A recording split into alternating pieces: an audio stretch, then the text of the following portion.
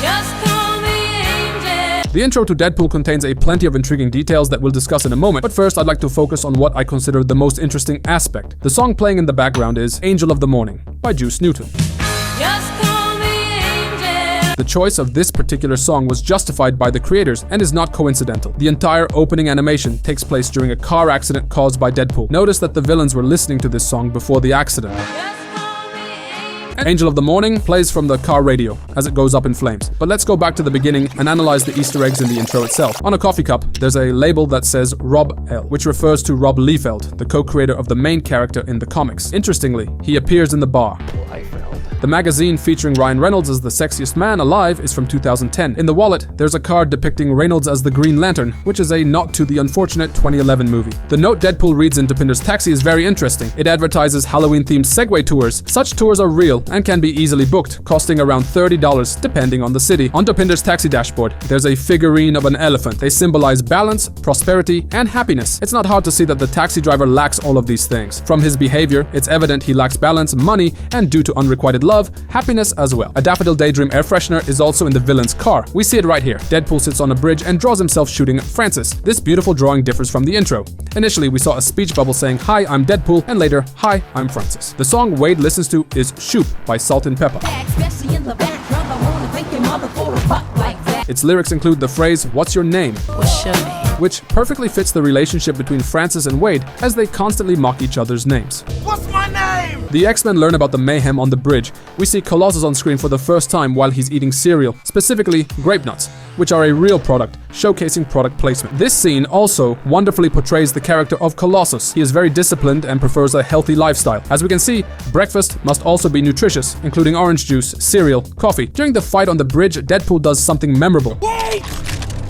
You may be wondering why the red suit. Remember this, as it comes back in a later part of the movie and is related to one of the best details in the entire film. You might have missed it, but during this shot, Wade gets hit multiple times. It's edited as though he's dodging all the bullets, but if we slow down the footage, we notice that blood sprays almost continuously. Deadpool gets shot right in the butt, interestingly, by an enemy who was previously visible in the mirror. If Wade had noticed him, he could have easily avoided this painful experience. One of the villains is literally made into a kebab. Notice how the katanas form an X? This symbol appears very often in the film, not only on screen but also in dialogues and soundtracks, so I'll be showing it to you as we go along. Listen to what Wade says. Technically, this is a murder, but some of the best love stories start with a murder. This is likely a reference to the book Love Story with Murders by Harry Bingham. We move on to a flashback scene here. The information 2 years earlier is done in a comic book style. The name of the pizzeria is Figgy's Famous. This is a nod to Kevin Feige, the producer who has been managing the Marvel Cinematic Universe for years. At the time of Deadpool's release in 2016, it wasn't part of the MCU, so this was just a harmless Easter egg, but looking back, it's seen in a completely different light. After completing the task with the stalker, Wade goes to the girl who asked him to. Notice that he's wearing glasses that the dude earlier had hanging. As it turns out, he decided to claim them for himself between the scenes. After a while, he takes them off and throws them away. This might be a bit of an overinterpretation on my part, but I immediately took it as a comment towards Cyclops, an X-Man who always has to wear special glasses to avoid shooting lasers from his eyes. In this scene, Wade is wearing a shirt with the image of Bea Arthur, an American actress. In the comics, Deadpool had an obsession with her and considered himself her biggest fan. A great detail. Wade goes to a bar named Sister Margaret's School for Wayward Children. In the comics, Sister Margaret's School for Wayward Children, also known as Hell House, was a former Catholic boarding school for the most terrifying girls in the area. It was eventually transformed into a dispatch center for mercenaries frequented by Deadpool and others. During a conversation with Weasel, Wade says such words. I was traveling to exotic places, Baghdad, Mogadishu, Jacksonville, meeting new and exciting people, and then killing them. Yeah, I've seen your Instagram. This is a reference to the unfortunate X-Men Origins movie from 2009, where Deadpool said exactly the same thing. All I ever wanted was to travel to far-off, exotic places, meet new and exciting people, and then kill them. He sends a thug after someone named Buthe, who he previously bet on the board. There are a lot of celebrity names on it. I won't list them all, but the most important ones include Bill Cosby, Kanye West, Vladimir Putin, Mike Tyson, Shia LaBeouf, Ozzy Osbourne, TJ Miller, Ryan Reynolds, Miley Cyrus, Macaulay Culkin. Interestingly, TJ Miller is the actor who plays Weasel. Wade meets Vanessa and they go to shoot some pool. At the stand-in, you can see a mascot representing Optimus Prime from the Transformers, and here, Dogpool, which is a comic alternative version of Deadpool, who is a dog. Dogpool was once a dog known as Wilson, used as a test subject for the Mascara X company. The corporation disfigured Wilson and gave him the ability to heal any wound. After several encounters, we return to the bridge. Wade catches Francis and says such words. Yeah, like I got bit by a radioactive Shar-Pei. This is obviously a reference to Spider-Man, who was bitten by a radioactive spider. Deadpool also mentions Limp Bizkit here, I'm about to do to you what Limp Bizkit did to music in the late 90s. an American music band that plays metal genre music. They made a big impact on the market in the 90s. I'd like to focus for a moment on the character of Francis. He goes by the nickname Ajax, and this name has its meaning in ancient Greek mythology. Ajax was the name of a hero from the Trojan War, known for his large stature and bravery. Francis probably gave himself such a nickname to compensate for his complexes. Colossus appears on the bridge, throwing Deadpool into a car. Here we have a great transition to a flashback. The film from Wade's perspective transitions to a Deadpool figure from the Wolverine movie in 2009. For those who don't know, it was received very poorly, and the main complaint against it was the portrayal of the Deadpool character, whose mouth was sewn shut, and he was turned into a mindless beast attempting to take down Wolverine. A guy comes up to Wade, whom he calls Agent Smith. The film refers here to The Matrix, in which the main antagonist was Agent Smith. Intriguing details are also associated with Agent Smith's number, 555-0199. Exactly the same number was used by Kevin Spacey in the movie American Beauty. Okay, I'll leave my number. It's 555-0199. Deadpool thinks Smith is weird and a pedophile, and in American Beauty, the main character Lester fantasizes about an underage girl. Even the number in this movie has significance. Moreover, it starts with 555. This is a characteristic sequence for fake numbers in movies.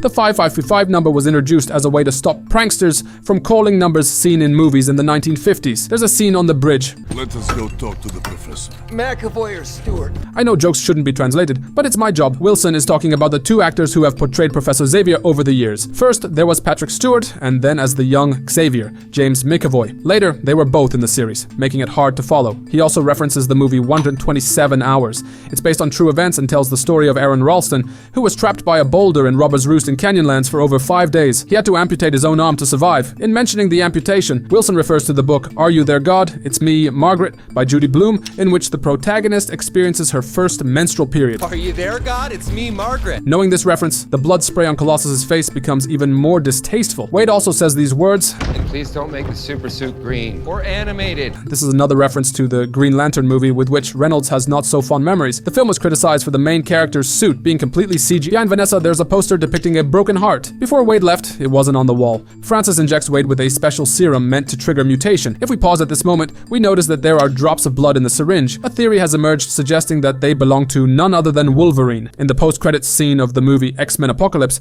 we see mysterious agents acquiring Wolverine's blood. Adding to that the fact that Deadpool has the same regenerative ability as Wolverine and similar strength, it seems like something that could indeed be plausible. Wade's transformation into Deadpool is accompanied by the disfigurement of his face, causing people to distance themselves from him. This leads him to experience anxiety, unhappiness, and hatred towards the man who did this to him. Does this sound familiar? Of course, I'm referring to Frankenstein's monster, who behaved exactly like Wade post-mutation. There are hidden digs on the board. Here it is, aimed at Agent Smith's face. There's also a mock crown on Francis's head. During the investigation sequence, this distinctive music plays in the background.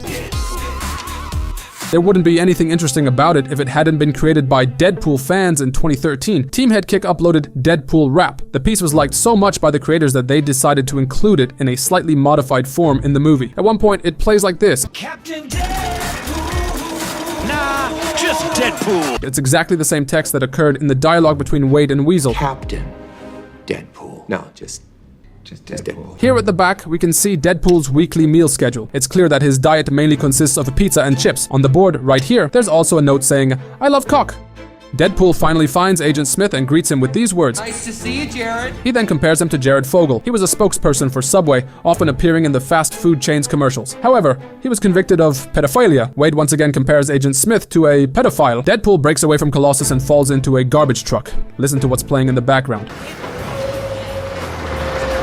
It's Hit the Road Jack by Ray Charles. The song plays intentionally during the introduction of Blind Aller Ray Charles. The creator of this song was also completely blind from the age of 7. When Wilson enters the grandmother's yard and wraps his wound with a towel, note that it is already red at the start. This shows us that the hero has used it to wipe blood more than once. At this point, I'd like to highlight an intriguing detail. The entire movie consists of current actions and flashbacks.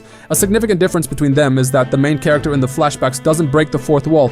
Only after gaining his powers does he start talking directly to the camera. There's a good chance that Wade, apart from immortality, immortality, regeneration, or super strength gained the ability to address the viewer. In Blindell's apartment, on the shelves, we can see many figurines with weapons. It's not hard to deduce that before becoming blind, she was very proficient in using weapons. That's not all. Many Deadpool figurines are placed around the apartment. Here, here, and here. In the club, we can notice Stan Lee. Weasel says these words to Wade. Go get her, Tiger. This refers to Spider-Man 1, specifically to what MJ said to Peter in the first part by Sam Raimi. Go get him, Tiger. Look here, Vanessa is wearing the jacket that Wade wore at the beginning of the movie. As you can see, she didn't throw away his clothes. She gets kidnapped by Francis, and an angry Deadpool starts packing a bag with guns. Let's stop here. Among them, there's a spot for a People magazine issue with Hugh Jackman as the sexiest man alive from 2008. Remember this, because Deadpool took it with him for a reason. I'll explain later. The ship where the final fight takes place may remind you of something. It's not just any freighter, but an Avengers helicarrier. As I mentioned earlier, the creators didn't have the rights to use the real helicarrier, so they had to make some changes so that no one would realize.